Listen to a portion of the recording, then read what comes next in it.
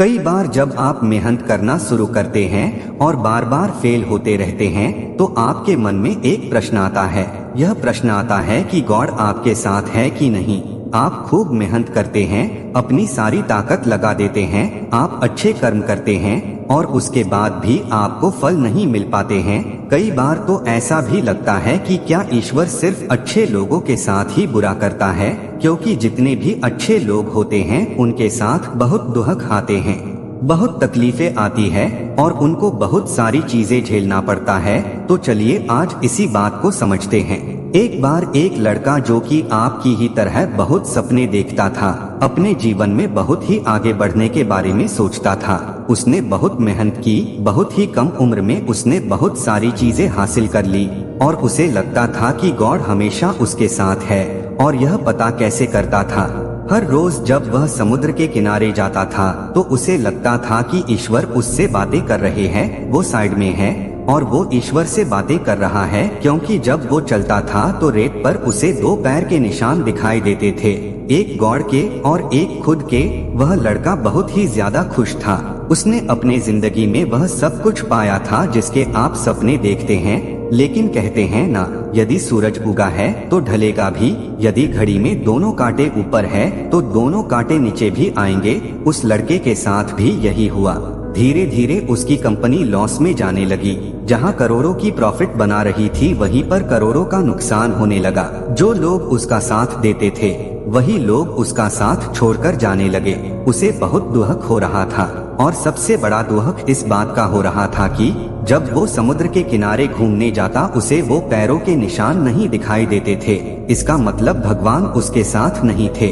वह लड़का बहुत ज्यादा दुखी था, बहुत ज्यादा परेशान था और सोच रहा था कि जब अच्छा समय था तो भगवान मेरे साथ थे, लेकिन जब मेरा बुरा समय आया तो भगवान ने भी मेरा साथ छोड़ दिया और मेरे अपने भी मुझे छोड़कर चले गए और वो बहुत दुखी हुआ। लेकिन उसने हार नहीं मानी, उसने हिम्मत रखी और जो भी चीजें गॉड ने उसे सिखाई थी उन चीजों को, उन बातों को उस लड़के ने फॉलो किया और फिर से मेहनत करना शुरू किया। फिर क्या था, थोड़ी दिन के बाद फिर से उसकी कंपनी खड़ी हो गई। उसे जहां बहुत सारा लॉस हो रहा था वहां सारा प्रॉफिट होने लगा और वो फिर से खुश हो गया।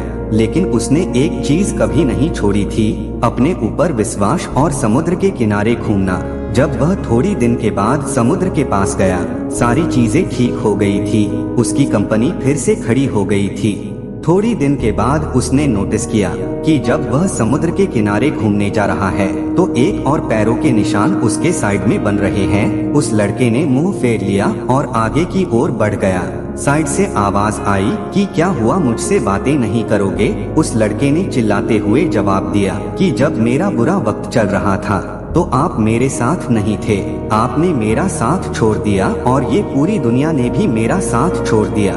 मेरी मेहनत और मेरी विश्वास के कारण आज मैं फिर यहाँ पे हूँ। जब मैं सफल हो गया तो तुम फिर मेरे पास आ गए। मुझे जब सबसे ज्यादा तुम्हारे साथ की जरूरत थी उस वक्त कहाँ थे? और अब जब मैं सफल हो चुका हूँ तो फिर से मेरे साथ आ गए। साइड से मुस्कुराने की आवाज आई और कहा, मैं तब भी तुम्हारे साथ था और आज भी तुम्हारे साथ हूँ। लड़का थोड़ा सा झल्ला गया और कहने लगा कि यदि तुम साथ थे, यदि साथ होते थे तो एक और पैरों के निशान मेरे साइड में दिखाई देते थे। लेकिन जब मेरे ऊपर मुसीबत आई, जब मेरे ऊपर संकट आया तो मुझे कोई पैरों के निशान दिखाई नहीं दिया। तुमने मेरा साथ छोड़ दिया था।